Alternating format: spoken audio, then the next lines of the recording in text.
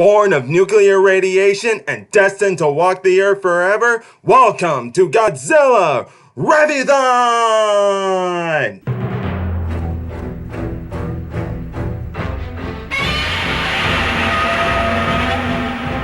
What's up, YouTubers of the world? Mega Geek Mixer here, ready to give you guys the 25th installment to the Godzilla franchise and the second in the Millennium series called Godzilla vs. Megaguirus. Now, this movie is different from all the other ones. It is not a direct sequel to Godzilla 2000. It is just a reboot with the original. But the main difference with this one, it sort of happens in an alternate timeline.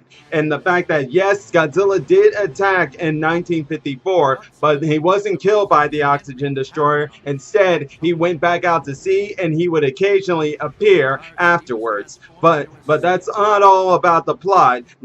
That's just the beginning of the plot, the prologue of it. The plot involves Godzilla taking on a giant insect known as Megaguirus, which is pretty much the queen of Meganulon and Meganula.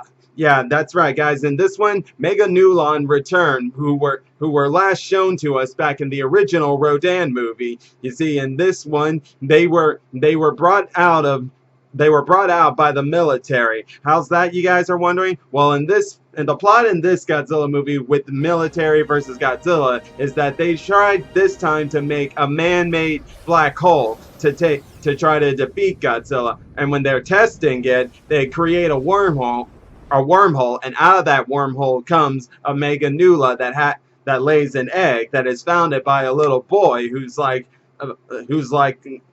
knowledgeable about insects and I guess collects them and stuff. But eventually he gets rid of that egg, and that egg starts to multiply into smaller forms, while the giant one becomes a giant Meganulon. But while all that is happening, the smaller Meganulon eventually flood the city, and they go out and start to feed off on people, and then eventually they run into Godzilla. And this is where you have their first battle with a swarm of Meganula taking on Godzilla, and it's pretty interesting to see. To be honest, I might even say this fight was a little more entertaining than its fight with Megaguirus, because seeing how they were all swarming around him, Godzilla was looking like, what the heck's going on? And then they all just gathering around him to collect energy so they can give it to the queen Meganulon. But Godzilla swat him around from the cliff and using its breath on him. It's pretty cool stuff. But like I said, guys, they were trying to get energy from Godzilla thanks to their stingers, so they could give to their queen, which eventually pops out to be Megaguirus. And eventually, Megaguirus goes and attacks Godzilla when Godzilla enters its territory, and they begin a big fight.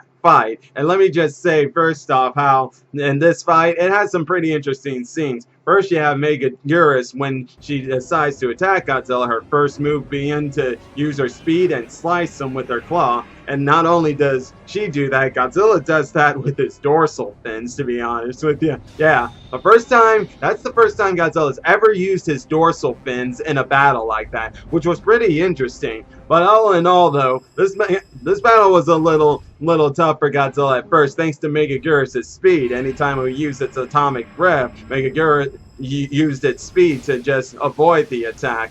But the real twist came after it was using its stinger. At first it used it to steal energy from Godzilla, but eventually when it tried to use it again, Godzilla would bite it off. But here's one of the really crazy things about the scenes with Godzilla, and this is pretty much like an Easter egg callback to the Showa era, back when you would do some of these ridiculous moves, such as the drop kick with Godzilla vs. Megalon, and this is it right here.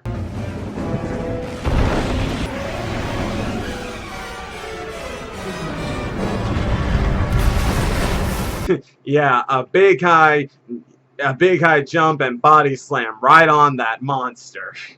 Crazy. But eventually Godzilla would defeat it, get it vulnerable enough to use its atomic breath, and that would be the end of that. And as for the human plot of things, the the man-made black hole they made, they used it twice. The first time they tried to use it against Godzilla, it was when Godzilla was taking on those swarms of Megaguirus, but for somehow they missed, and they said it's because Godzilla somehow buried underground, which kind of odd, but whatever. And then eventually, though, when they were able to fire it again, they had to do it by using a little trick in the end, and eventually they got him. But all in all, this is an okay film. Like, it's got its drawbacks, mostly due to the CGI that they show in these films, because the CGI in this movie was pretty terrible, and you can see it in almost all of them. But there are some entertaining spots to it, like for one, the main protagonist, which is a girl named Kairyu or whatever her name is. She actually is the first ever human character to actually ride on Godzilla. Yeah, Godzilla was in the water, and so was she, and she grabbed onto him and was riding on its back. That's the first ever for any character to get that close to Godzilla and actually touch him, for that matter. That is definitely something.